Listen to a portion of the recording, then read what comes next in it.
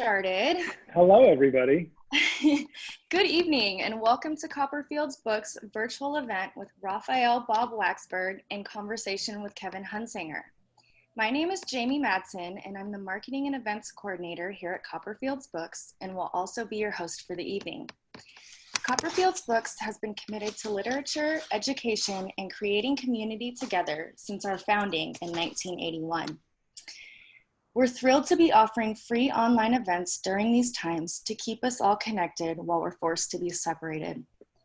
As COVID-19 continues to endanger the future of independent bookstores like us, you can show your support for Copperfield's and help keep us alive by purchasing a book through our online store.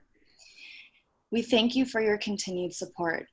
I'm also thrilled to announce that all 9 of our stores are now open for inside service and curbside pickup every day from 10 a.m. to 5 p.m. So just a couple of housekeeping items before we get started. We will be using the chat box to provide links to view upcoming Copperfield's events, links for purchasing Raphael's new book, and we'll also include my contact details for post-event follow-up and information. Additionally, the Q&A box will be your go-to with any questions or comments for the speakers this evening. The format will feature 30 to 45 minutes of in-conversation speaking and will then be followed by a live Q&A. We will try to get to as many of your questions as we can, as your feedback is always welcome. If you look at the bottom of your Zoom screen, you will see an icon that says Q&A. Please submit your questions here rather than replying to my post in the chat box, as this will be more convenient for the Q&A portion. And without further ado, I'd love to introduce tonight's speakers. Raphael Bob-Waksberg is an American comedian, writer, producer, actor, and voice actor. He is known as the creator and showrunner for the animated series BoJack Horseman, and he is also an executive producer on the animated series Tuca and Birdie. In conversation with Raphael tonight is Kevin Hunsanger. Kevin was an owner and operator of San Francisco's well-known Green Apple Books from 1991 to 2019. This January, he stepped away to pursue his latest dream, opening a San Francisco Cultural History Museum.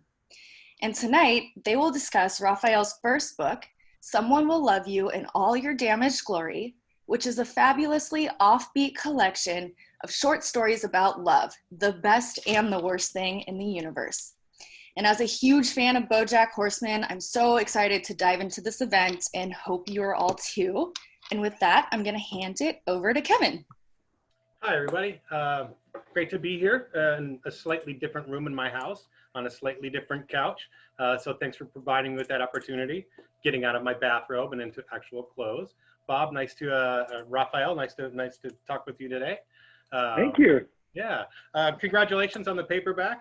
Someone Who Will Love You in All Your Damaged Glory. Hey, look at us. We're twins. Isn't that neat? Pretty wonderful collection. Very interesting, extremely eclectic.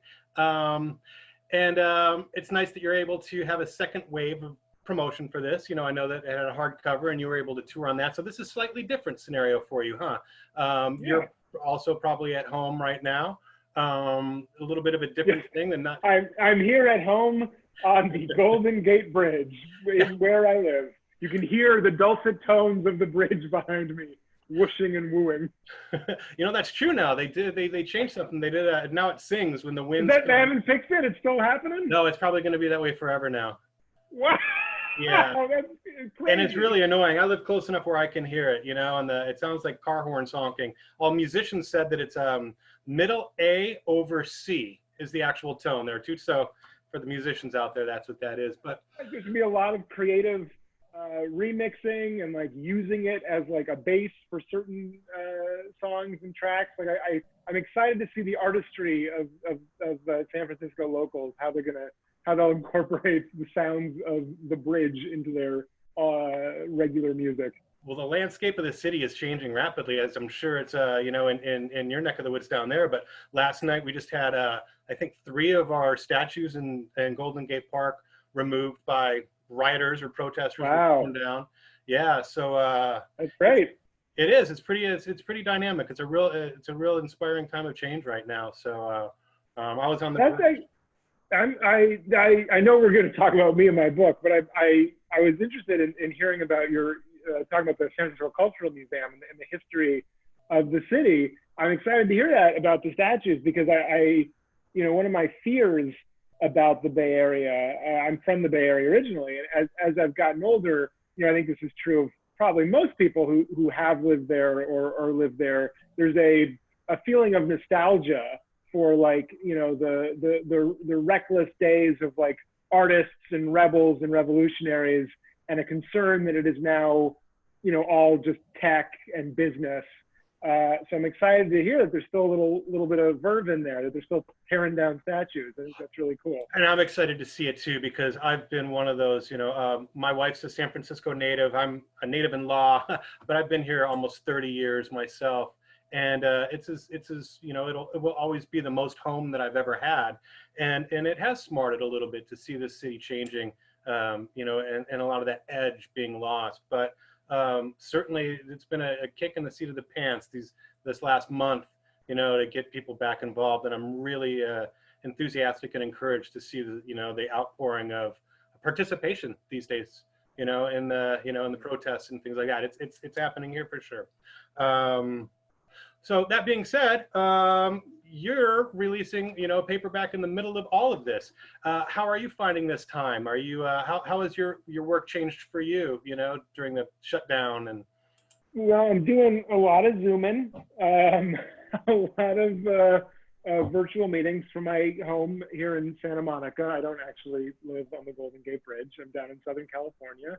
And I've been very grateful. I think there are a lot of people who have been affected by the shutdown more than I have.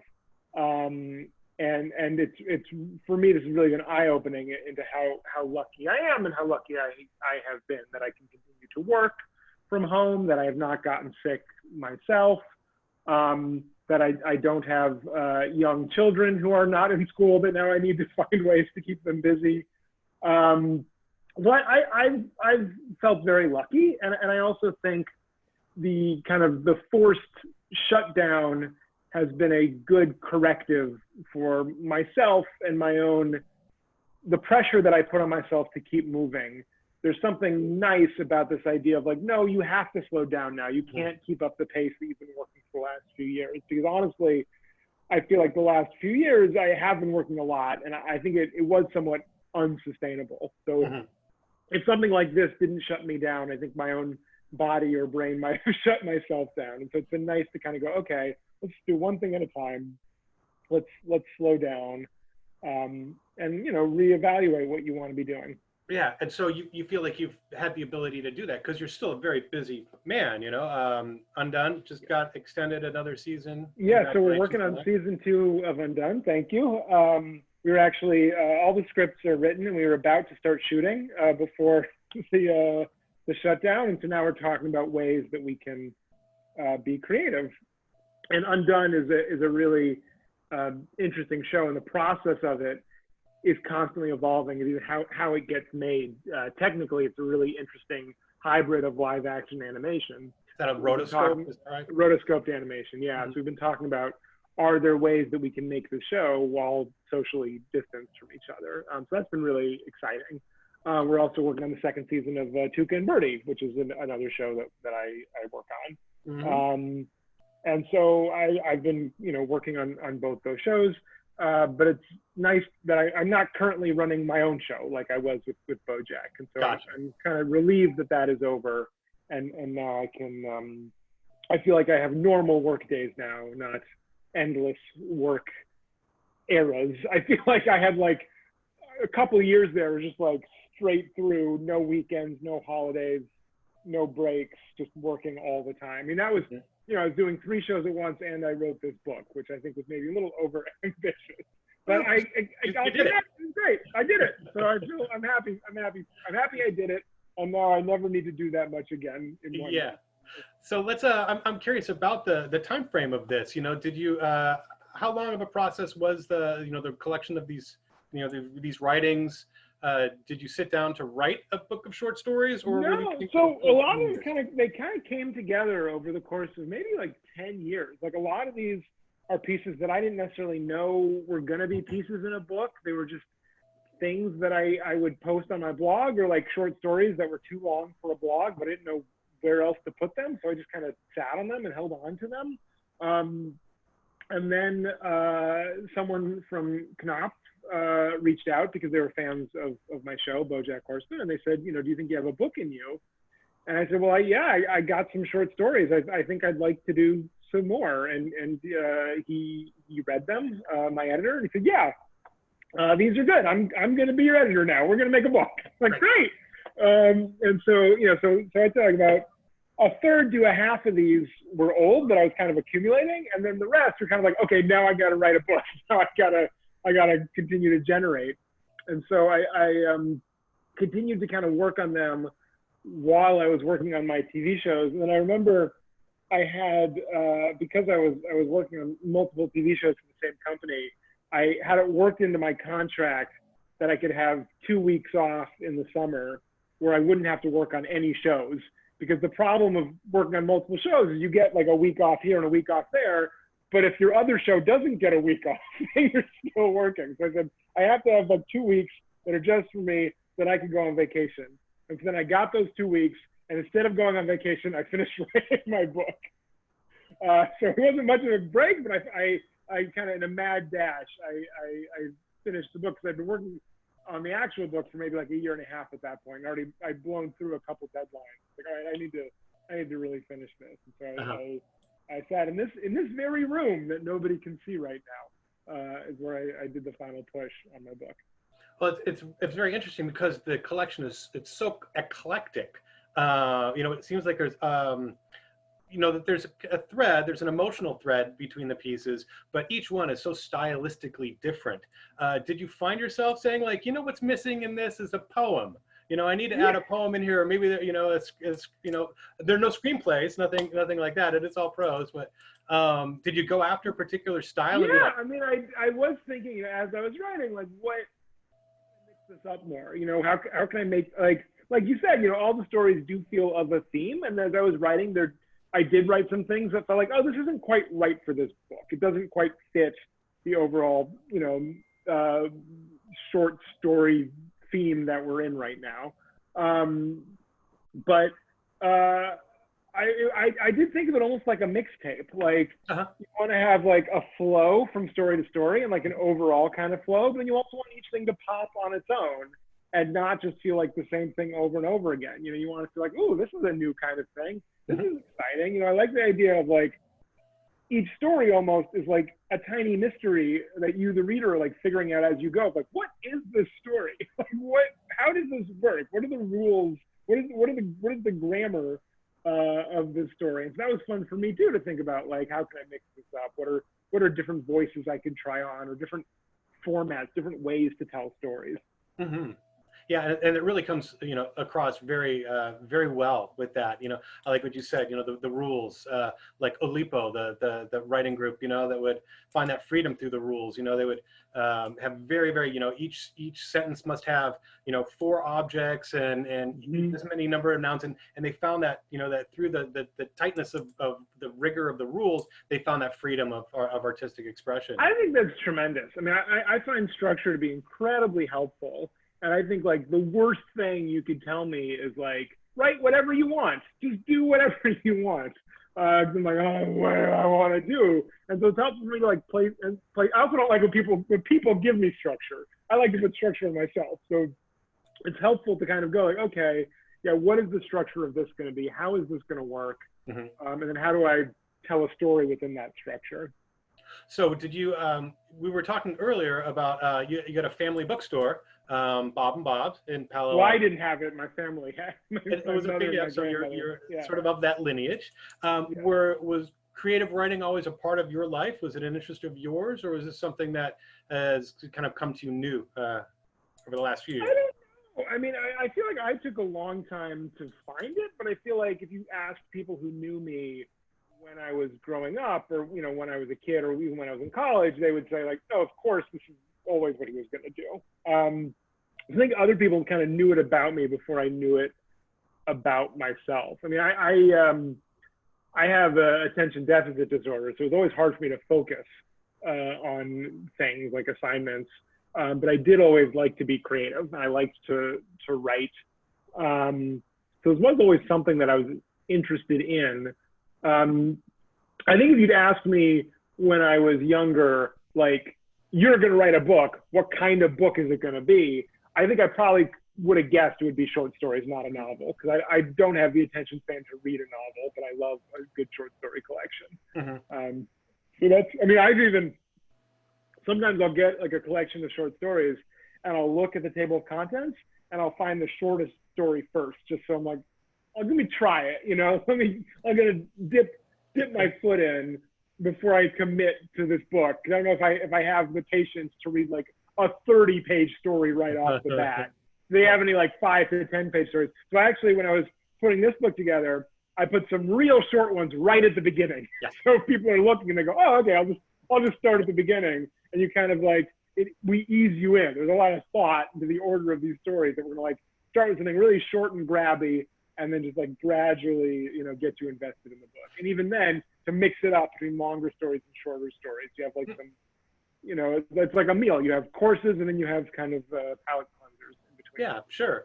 I found that to be very true. You know, a lot of times when I'll start a collection of stories, I'll do the same thing you will. I'll see what is the length of the story that I want to read now. Mm-hmm.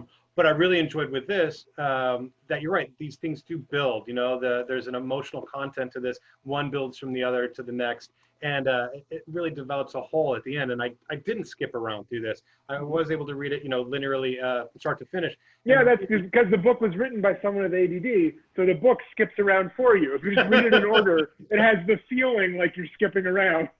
Yeah. Even though you're actually just reading it in order. That's very true. Kind of does. So some of these appeared previously, you know, in literary journals or whatnot. And the one that really struck my mind, really creative, was the story that I hope you'll read for us, sure. Misconnections. Now, this was originally published on Craigslist. On Craigslist, yeah. Right? It was posted anonymously on Craigslist back in, I think, the summer of 2013 in New York. This appeared on Craigslist, and it turns out I wrote it, but it was just posted amongst all the other, you know, personal ads on Craigslist. Did you get outed? I'm sorry to interrupt you. I did. They figured it out after a couple days, because I wasn't particularly keeping it a secret. Like, I tweeted about it, and I think some friends of mine were like, hey, look at this thing Raphael did. So even though it was anonymous on the site itself, I wasn't necessarily trying to keep it a secret, but then it did become a bit of a mystery. Like, who wrote this thing? What is this? And I was really afraid when people discovered it was me, that would disappoint them. I'll read it first, then we'll talk about it. Yes, okay? Thank you. We'll talk about that. Thank you very much. So imagine it's the summer of 2013. You're looking on Craigslist and you come across this. Misconnection, M for W, which of course means man for woman. Misconnection, M for W. I saw you on the Manhattan-bound Brooklyn Q train. I was wearing a blue striped t-shirt and a pair of maroon pants. You were wearing a vintage green skirt and a cream-colored top. You got on at DeKalb and sat across from me, and we made eye contact briefly. I fell in love with you a little bit in that stupid way where you completely make up a fictional version of the person you're looking at and fall in love with that person. But still, I think there was something there. Several times we looked at each other and then looked away. I tried to think of something to say to you. Maybe pretend I didn't know where I was going and ask you for directions, or say something nice about your boot-shaped earrings, or just say, hot day. It all seemed so stupid. At one point, I caught you staring at me, and you immediately averted your eyes. You pulled a book out of your bag and started reading it, a biography of Lyndon Johnson. I noticed you never once turned a page. My stop was at Union Square. But at Union Square, I decided to stay on, rationalizing that I could just as easily transfer to the 7 at 42nd Street. But then I didn't get off at 42nd Street either. You must have missed your stop as well, because when we got all the way to the end of the line at 96, we both just sat there in the car, waiting. I looked over at you and tilted my head, curious. You shrugged and held up your book. You'd missed your stop because you were distracted, that's all. We took the train all the way back down the Upper East Side, weaving through Midtown from Times Square to Herald Square to Union Square, under Soho and Chinatown, up across the bridge back into Brooklyn, past Barclays and Prospect Park, past Flatbush and Midwood and Sheepshead Bay, all the way to Coney Island. And when we got to Coney Island, I knew I had to say something. Still, I said nothing. And so we went back up and down the queue line, over and over. We caught the rush hour crowds and then saw them thin out again. We watched the sun set over Manhattan as we crossed the East River. I gave myself deadlines. I'll talk to her before Newkirk. I'll talk to her before Canal. Still, I remained silent. For months, we sat on the train saying nothing. We survived on bags of Skittles sold to us by kids raising money for their basketball teams. We must have heard a million mariachi bands, had our faces nearly kicked in by 100,000 breakdancers. I gave my money to panhandlers until I ran out of singles. When the train went above ground, I'd get text messages and voicemails. Where are you? What happened? Are you okay? Until my phone battery ran out. I'll talk to her before daybreak. I'll talk to her before Tuesday. The longer I waited, the harder it got. What could I possibly say to you now that we passed the same station for the 100th time? Maybe if I could go back to the first time the queue switched over to the local R line for the weekend, I could have said, well, this is inconvenient. But I couldn't say it now, could I? I would kick myself for days every time you sneezed. Why hadn't I said, bless you? That tiny gesture could have been enough to pivot us into a conversation, but here in stupid silence, we sat. There were nights when we were the only two souls in the car, perhaps even on the whole train. And then I felt self-conscious about bothering you. She's reading her book, I thought. She doesn't want to talk to me. Still, there were moments when I felt a connection. Someone would shout something crazy about Jesus, and we'd immediately look at each other to register our reactions. A couple of teenagers would exit holding hands, and we'd both think, young love. For 60 years, we sat in that car, just barely pretending not to notice each other. I got to know you so well, if only peripherally. I memorized the folds of your body, the contours of your face, the patterns of your breath. I saw you cry once after you glanced at a neighbor's newspaper. I wondered if you were crying about something specific or just the general passage of time. So unnoticeable until suddenly noticeable. I wanted to comfort you, wrap my arms around you, assure you everything would be fine, but it felt too familiar. I stayed glued to my seat. One day, in the middle of the afternoon, you stood up as the train pulled into Avenue J. It was difficult for you, this simple task of standing up. You hadn't done it in 60 years. Holding on to the rails, you managed to get yourself to the door. You hesitated briefly there, perhaps waiting for me to say something, giving me one last chance to stop you. But rather than spit out a lifetime of suppressed almost conversation, I said nothing. And I watched you slip out between the closing sliding doors. It took a few more stops before I realized you were really gone. I kept waiting for you to re-enter the subway car. Sit down next to me, rest your head on my shoulder. Nothing would be said. Nothing would need to be said. When the train returns to Avenue J, I craned my neck as we entered the station. Perhaps you were there on the platform, still waiting. Perhaps I would see you, smiling and bright, your long white hair waving in the wind from the oncoming train. But no, you were gone. And I realized most likely I would never see you again. And I thought about how amazing it is that you can know somebody for 60 years and yet still not really know that person at all. I stayed on the train until it got to Union Square. at which point I got off and transferred to the L. So that's the story that I posted on Misconnections. Beautiful. Thank you. And there was, yeah, it got a lot of attention, and there were a lot of questions like, who wrote this? What is this? What does it mean? And what I liked about the anonymity of it is I feel like people could project so much onto it. And I loved the theories that I saw about it. And then when it turned out that it was me, I guess I was worried that people would be disappointed that it was like an actual professional writer. You know what I mean? Mm-hmm. Like there's something, I think people enjoyed discovering it and feeling like it was some bit of found art, you know, and imagining that maybe someone really had been on the subway for 60 years and wrote this, or was inspired to create something because of a real thing they experienced and they'd never written anything like this before. And so I felt like when people found out it was me, a guy who wrote things that I just written a fiction, that would cheapen it somehow.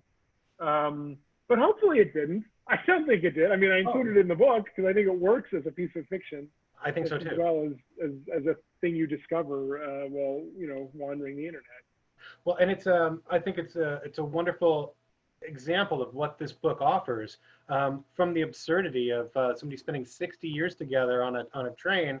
You know, that is you know, it's a microcosm for a life experience of maybe with the person that you're with for 60 years, and you never really know that person, you know, and then they pass and you're alone, and you realize in hindsight that you never lived the life together that you could have lived, or that you never. I had so many questions I should have asked, or things we didn't talk about that now we never will. Yeah. Yeah. No. There's a lot of absurdity in here, but there's a lot of love and a lot of pathos. And I think that's a very engaging, that's a very engaging example of what this book offers. Yeah, and it is available through Copperfield. So folks, click the link, buy from an independent bookstore. Yes, buy it here. As someone who is comes from independent bookstore stock, I am very big on people patronizing your local independent bookstores, especially now when you can't necessarily wander into it.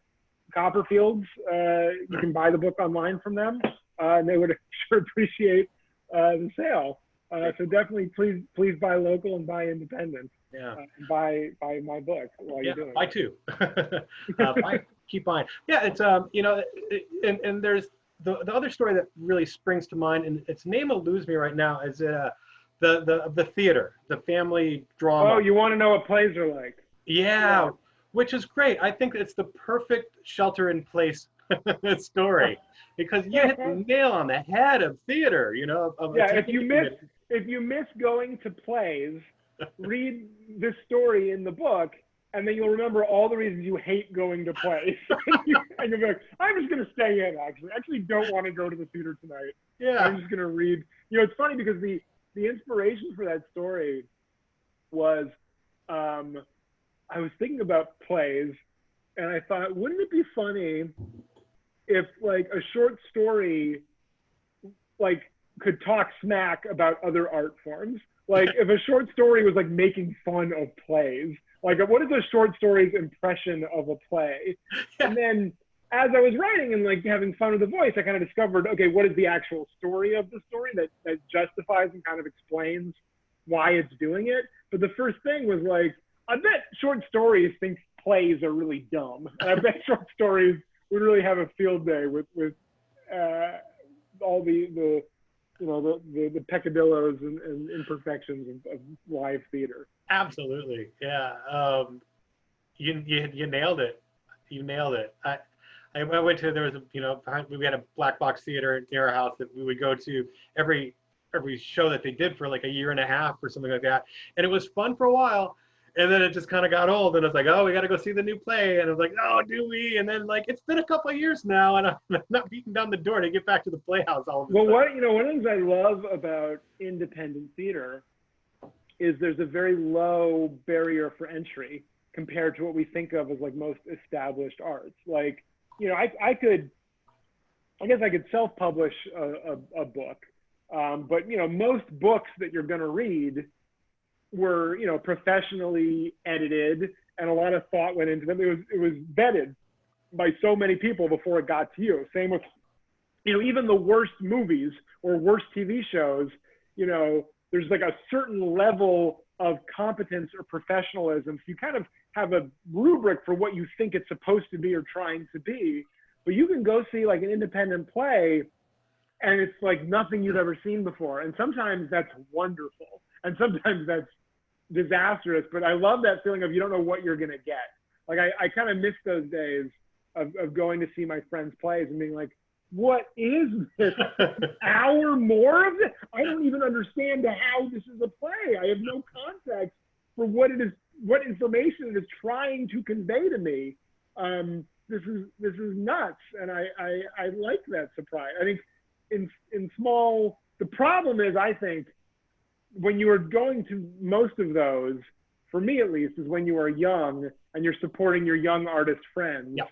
And you were all very broke.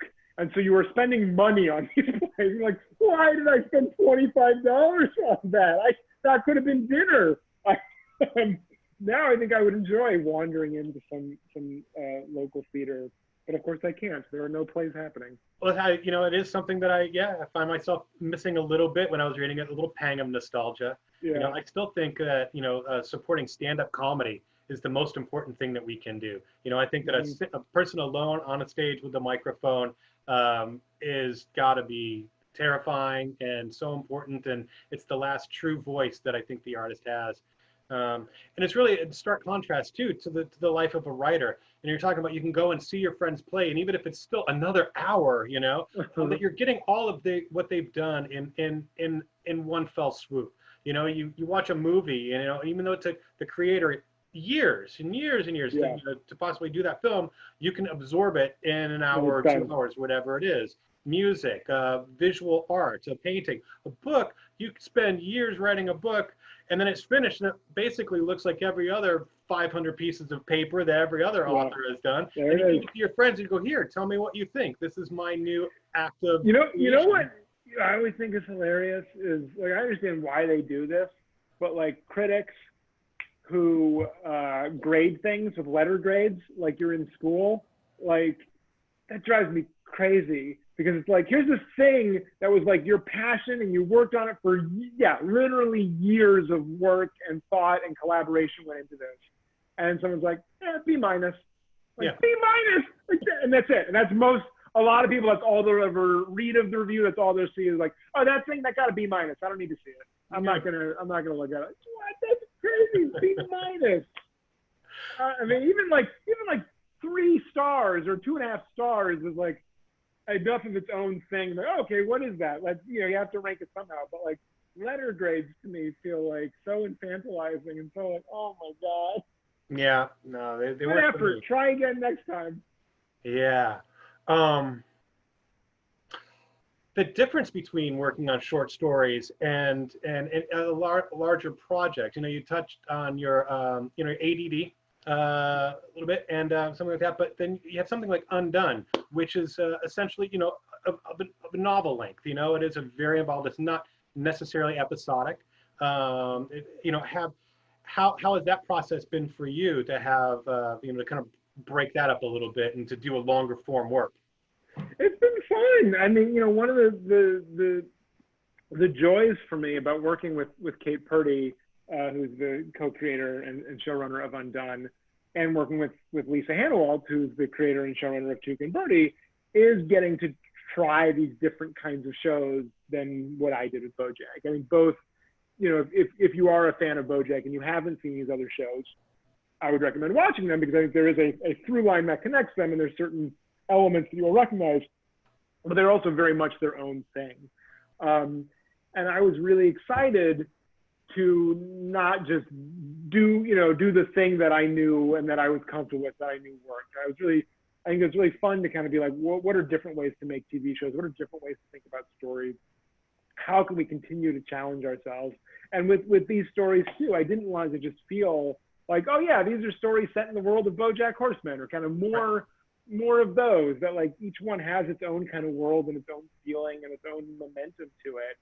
And what are different ways to tell stories, you know, I think as creatives, it's important to continue to challenge yourself. And I think it can sometimes be tempting to kind of lean back into what is familiar and what you're comfortable with. But I think that you know, that way leads to creative death. Like, I think you have to keep yourself excited. You have to keep, you know, look for the next mountain and go, how am I gonna climb that guy?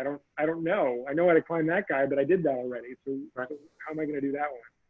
Well, it's, you know, the book offers, the same with Undone, is a perfect melding of form and function.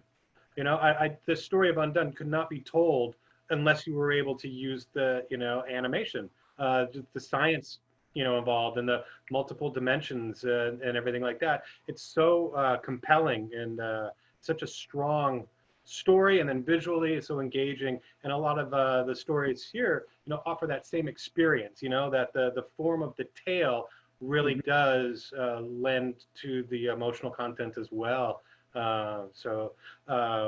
And a lot of that's driven by second person. I got to ask, you know, that second person, and it's in the title right there. You're telling us right away. And it's true. You know? Yeah, I mean, I love a good second person story. I remember in my high school creative writing class with Mr. Dunlap, we read a story by Katherine Heine called How to Give the Wrong Impression, which is in her book of short stories, Single Carefree Mellow. If you want to buy another book here at Copperfield, I'd recommend that book of short stories as well.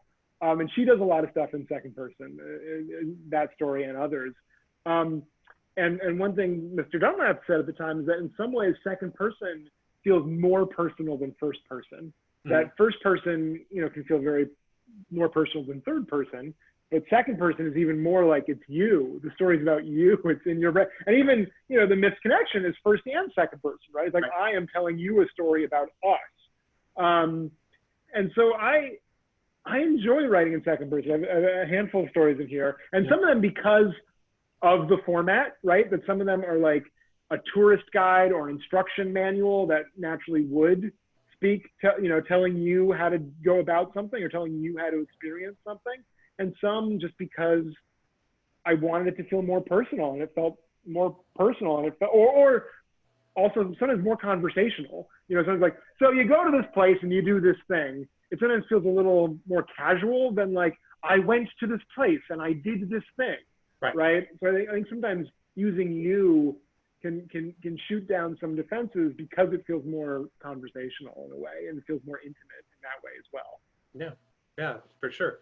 And speaking of conversational, we're getting close to the point to open up to questions, although we've got a few minutes if you'd like. Is there anything else that you would like to read from, or should we? No, well, I mean, can I shout out some other books while we're here, while we're shopping for books? Actually, I wanted to because it's June and it's Pride, I wanted to talk about one of my favorite gay authors, which is David Rakoff. And this is one of his books. It's you can't really see it because the Golden Gate Bridge is making it disappear. But this is Love, Dishonor, Marry, Die, Cherish, Perish, a novel by David Rakoff. And so this is his last book. He died tragically young, and this was actually published posthumously. But it is a beautiful novel that kind of spans over almost a century, I think, of different characters who kind of run into each other and familiar lines. But it's a very quick read, and what's special about it is it's all in verse. It's one long poem. So it's really fun and playful while also being like really tragic and melancholy and beautiful. And so it's actually a big influence for me. And so there's a story in this book called The Poem, which is very much inspired by this work. And he has actually shouted out by name in the poem. So if you have read this book and you liked that story, I would recommend reading this book as well. You familiar with Vikram Seth's Golden Gate? No, I don't know. Another novel written in verse. Yeah. Check that out. Yeah, I haven't read it, oddly enough. You know, I thought I've read every book on San Francisco, you know, possible. But yeah, I'll have to bump that one to the top of my list now that we're talking about it. So. Also, Eugene Onegin, if you're a fan of 19th century Russian literature, that's a great one. Yeah. Classic. I think it's that Pushkin, Eugene Onegin. And yeah. Which was translated by Nabokov. I think he did a translation of that. Really? For the Bollingen Library. And then, of course, his great, Pale Fire, which is the poem. And then the real book is actually the criticism of the poem. Kind of interesting, although poetry's not really my bailiwick. But I found myself a little bit lost with that. Well, shall we maybe open it up to the floor and see if we have any questions?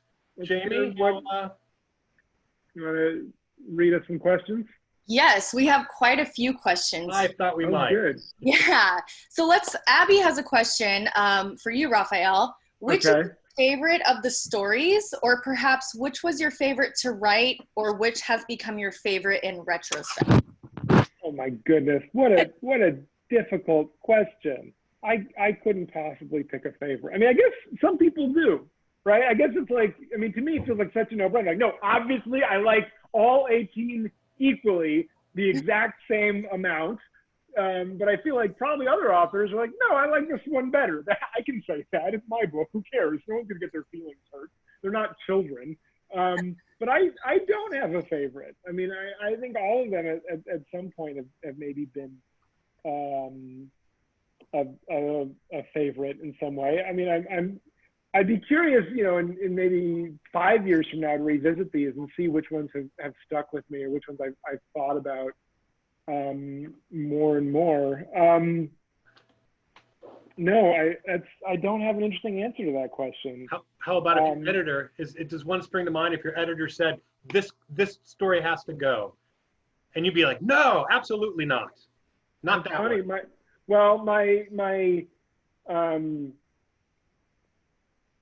We did have another story to go, and I was like, yeah, you're right. That's a good point. But when you mentioned that, actually reminded me of the last hefty story in this book, which is called More of the You That You Already Are. It's not the very last story because I have a little aperitif at the very end, but it's the last big story. And it's not my favorite, but I remember the circumstances of writing it because my editor and I felt like I needed an anchor at the end of the book. I needed like a real hefty story to say goodbye with. And I was working on this one like right up to the deadline. And I had like a bunch of other stories that I was sending him. I was like, I'm working on one more. I think I'm going to get it done. But if not, I think we have enough of a book. My editor's like, yeah, I think we have enough of a book. But if you can finish that last story, I don't know anything about it, but let's try to squeeze it in. And so I was able to finish it like just in the nick of time. He read it. He's like, oh yeah, this is perfect. This is exactly right for this place in the book. Another story that I have a soft spot for is We Men of Science, because it is the one of the older stories in the book. I wrote this about 10 years ago now. For my friend at the time had a literary journal, and she was looking for submissions for fiction. So I wrote a version of that for this, and then like 6 years later, she was working at a website, Catapult, and she asked me if I wanted to submit it again for that. So I kind of cleaned it up and I sent it in. And then the version of the book is even a third version that I continued to work on and edit. So I think one of the things I like about it is if you are a fan and you want to dig deep, you can actually go online and find the version online and compare it with the version of the book. You can see the changes that I made. And if you're interested in writing and the craft of writing and seeing why I made certain choices, I think that would be kind of interesting. Be like, oh, he pulled out this whole part and made this part more, and is it better, is it worse? That's up to you. But I like that evidence exists, that there's a trail of it. So that's kind of a dodge. I didn't really answer your question, but I talked about some stories. It's a great answer. Yeah, I think that's right. So another question from a fellow Jamie. She says, hi, Raphael. I'm a huge fan of BoJack, and I'm really excited to start the book. What really struck me about BoJack was how honest the stories and characters were. And I was wondering how you and the writers of BoJack confront truth in your writing. How do you know when what you wrote is sincerely true? And is it hard for you to approach that point of honesty? Yeah, I mean, I think often on BoJack, it's funny because I think a lot of people find BoJack very resonant and emotional and truthful and honest. But it is also a very wacky cartoon about a talking horse who steals the D from the Hollywood side, right? So I was very happy that we kind of had different modes we could play around with. And I would say this book is the same, that it's very silly at some moments and then very hard-hitting and melancholy and emotional in other moments. And one question we would often ask ourselves in the BoJack writer's room, we were trying to break a story, was A, what is the most interesting thing that could happen right now? What is the funniest thing? What is the most outrageous? What's the most surprising thing? Or B, what would actually happen? What is the most honest, truthful thing that would happen now? And a lot of times those answers were different. You know, a lot of times it would be like, well, the honest thing that would happen is he would go, oh, okay. And he would go home and he'd be sad and that would be the end of it. But the most exciting thing would be if he said, no, screw you. And he'd cause the scene and the whole thing happened. But sometimes the answers would be the same. And that's when you felt like you really hit your sweet spot, that you could tell a story that was both the most honest, but also the most surprising and exciting and outrageous. And so in order to do that, it was helpful to set up characters that felt real and truthful, but were also a little bit outrageous and surprising, that you could set up these situations where the audience expectation for what would make sense for them to do was also something that would be really exciting to see. That's about BoJack specifically. I mean, a lot of times I think about real things that have happened to me, and I think about how can I express that, or feelings that I've had. You know, when I have a feeling, I think, oh, that's interesting. How do I describe that feeling? You know, how can I, what are the words to describe what I'm feeling, or this event that has just transpired? And so rather than, I think, sitting down, you know, at your computer to write and go, okay, here we go, blank page, now what? I think it is more helpful to just be observant of yourself as you're going about your day. And when something happens to you and you go, oh, that's interesting, make a note of it and think, how would I describe that? What's an interesting way to communicate this feeling I just had to somebody else who maybe is not feeling that way right now, but once I describe it, they'll go, oh yes, I have felt that way, or I understand what you're saying. I feel like I'm feeling that way because you've described it so well. And so I say the way to be honest in your writing is to think about it when you're not writing. Oh, that's interesting. How do I describe that? Great. She just commented she's really happy with the fact that you answered that. Sven wants to know, the back-to-back processes of 3 shows and a book sounds exhausting. How long before BoJack did you start to pursue specifically TV writing? Let's see, because I remember it was a very specific time in my life, because when I first graduated college, I was living in New York and I was trying to do a little bit of everything. You know, I didn't know what I wanted to do. I was writing little stories. I was thinking maybe I could be in TV. I was doing sketch comedy and doing live shows. I was writing plays. I was acting in plays. I was thinking maybe I want to go back to school. Maybe I want to be a teacher. And then I moved to LA about 10 years ago now, in 2010. And that's when I kind of decided TV writing. I'm gonna pursue TV writing and kind of, you know, brush away the other paths, and I can always come back to them later. But I want to really focus on this right now, and that helped me. You know, I think that gave me a sense of clarity. Like, okay, what are the steps I need to do in order to do that? And so I think moving to LA, like literally going to a new city where I didn't have any of the connections I had in New York to keep writing plays and doing plays. I didn't have anything. I had a manager. And so all I could do was like, all right, help me write for TV. And that gave me like a clarity of purpose. And so that was like in 2010. And then BoJack came out in the summer of 2014, so that about 4 years later. But I started developing BoJack soon after I moved to LA. And it was a very long development process. Awesome. Jose has a 2-part question. His first is, what is this, a crossover episode?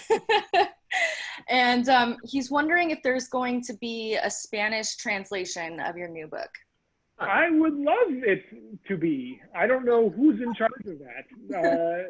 Not I, and I think not Knopf either. I believe different international publishers do that on their own. I'm not quite sure. I know my book was just translated into Polish, which is very exciting for me. Oh, wow.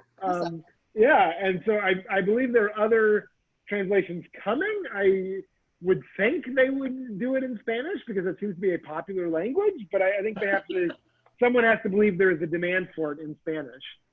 So I would say to the person who asked that, you should find out who translates your favorite books into Spanish and contact them directly and say, I would love it if you translated Someone Who Will Love You in All Your Damaged Glory, and let them know there's demand for it, and then they might in fact do it.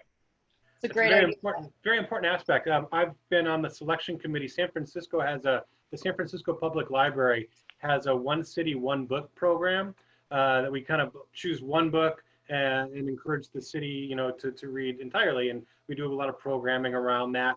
But, in addition to being a book that has a strong Bay Area interest, maybe a Bay Area author, San Francisco focus, the second question is it available in Spanish? Are we able to, have multiple languages? And that really is a very important thing, to be able to share your writing with, everyone in the world. And so I wholeheartedly support that and encourage it. It would be great in Spanish. Yeah, go beat down some doors, Jose. Get it. Yeah. It's probably already done. I mean, if it's in Polish, I can't imagine it sounding Spanish. It would seem like somebody's working on it, but I don't know. Great. So anonymous person is wondering if you have any advice to someone who just started to write, maybe either of you. Yeah, I'll go first. I would say, it sounds simple, but write.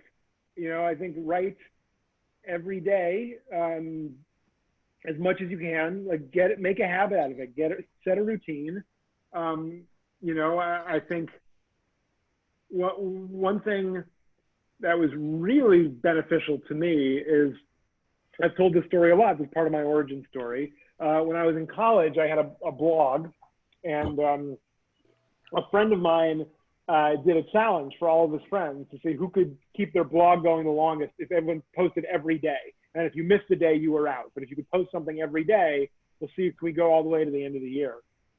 And I am convinced that in that practice, by writing in my blog every day, that's what made me into the writer I am. You can actually go back and read those posts and see the transition from a teenager who kind of had a gift for certain turns of phrase to someone who had a little bit of discipline and thought around writing. And there's a challenge of how do I make this interesting every day, both to my readers and to myself?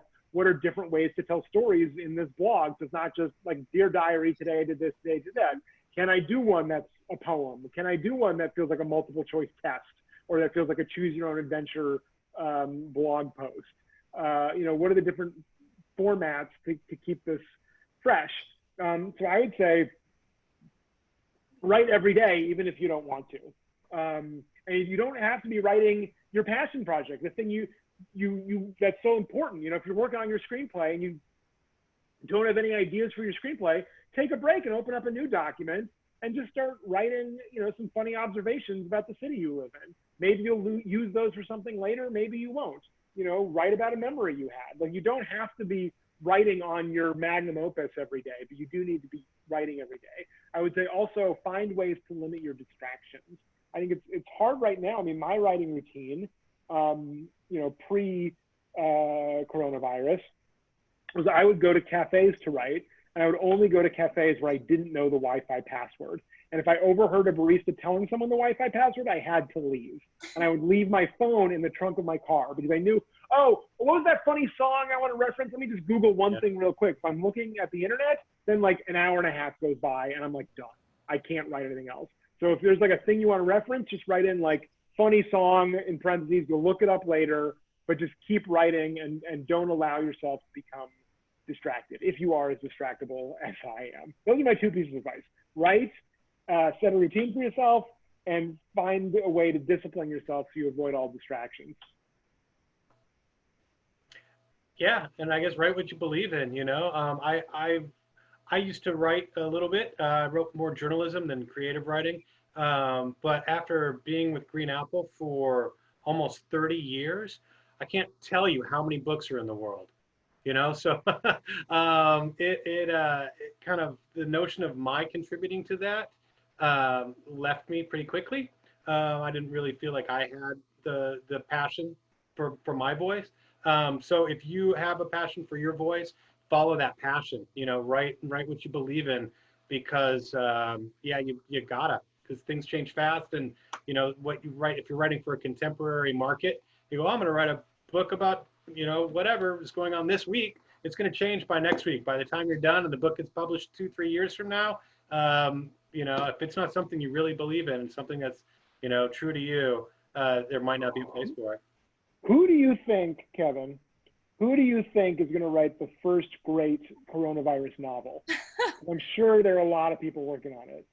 Yeah, well, I was going to ask you that question in a similar regard. Like, what's the role of the artist coming out of coronavirus, coming out of this, these racial reckonings we're dealing with right now? It feels like it's such an important time that if you don't acknowledge it, are you? Well, those are two very different questions. I think as far as coronavirus is concerned, I feel like at the moment I am not interested in grappling with it directly in my work, because I feel like it's something everybody's thinking about. We're all kind of exhausted by it. Right. I think maybe it could make an interesting setting for a different story. Like, what does this marriage look like, and it happens to be during the coronavirus, or what is, it's a murder mystery and it's during the coronavirus. Like, I think there are interesting stories to be told that are set during this time.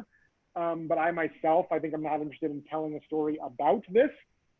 I think there are certainly metaphorical things that are going to linger in my imagination that I think certainly will inform my work. I think as far as like just thinking about disease and thinking about isolation and thinking about masks and kind of, I think there's certain visuals that I think are going to definitely trickle into my work, but I don't know if I'll explicitly be writing about this. I mean, I also don't know if I'm interested in seeing art about this, but I'm sure someone will write something great and that'll change my mind. As far as the reckoning that I think our culture is having right now surrounding police violence and about Black lives, I think that is something that I'm going to continue to carry with me and think about. If I have police characters in my work, what am I normalizing here? What messages am I sending? In what way is this a part of the larger culture? I think that's true in whatever ways I talk about race or acknowledge or don't acknowledge race. It's something that I try to be very conscious of, that, I obviously am a white male, and I can't take for granted that my perspective is the default and that I'm just writing about normal people where race is not a factor. And so what are ways that I can be aware of that, both in the stories that I tell and the characters I write, without being appropriative or feeling like I'm putting on voices that I am not entitled to put on, or using people of different races as a prop. And I think in some ways, the world of television is a little easier in that way, because it is such a collaboration and there's so many opportunities to hire other people and make space for other voices. And that is something that I take very serious, and I have felt that responsibility in my career, and I hope to continue pushing myself to be better in that regard. And I think writing books that are just you, it's a little trickier to think, how can I make space for other voices when there literally are no other voices? It is literally just my voice. One thing I tried to be conscious of, even in writing this book, was that, in Hollywood right now, IP is very big. People love making stuff that is based on books and based on stories. And so I wanted to write stories with an eye towards that, and making sure I didn't just have straight white people at the center of all my stories, explicitly or implicitly. And know that if these are adapted, it won't just be stories of white heterosexual people in love. Yeah, we've read that story before.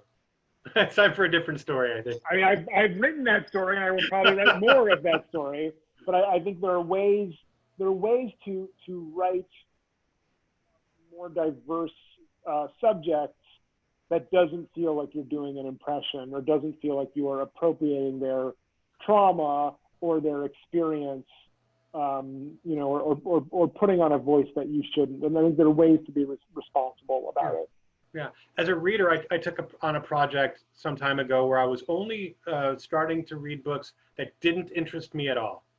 I feel that there was too much in our world, like we're reading just to validate what we already know, you know, to encourage ourselves to follow our own pursuits. So by doing this, you know, if it's a good book, it's been an engaging book by a quality writer, I'm going to be interested and I'm going to, you know, learn something new and change from that. That's great. And this is very much, I think, that point, you know, like if I were a writer, you know, step outside of that comfort zone a little bit and write something that I don't know. I think that's great. I think that's actually great advice for writers too, is to look out for things that are recommended that wouldn't necessarily be on your radar. Expand yourself, because I think a lot of times when you do feel a pressure to diversify your own writing, you feel like, well, I don't know. Right. I'm not qualified to, because I've only had my own experience. Right. But if you're seeking out other voices, if you can get yourself comfortable with how different people from you think and how they see the world and what their struggles are, I think it will help you in your own writing, making characters that don't feel two-dimensional, that don't feel like props. Yeah, a powerful writer will change you as an artist, you know, in ways that you might not know. And you're in so many different ways, you know, there's so many ways in, you know, I think another thing to think about in writing, and something that I tried to think about in this book, is like, in what ways am I being purposefully specific, and in what ways am I being purposefully unspecific, right? So there's a few stories in here actually that I was really careful to take out all the gendered pronouns from.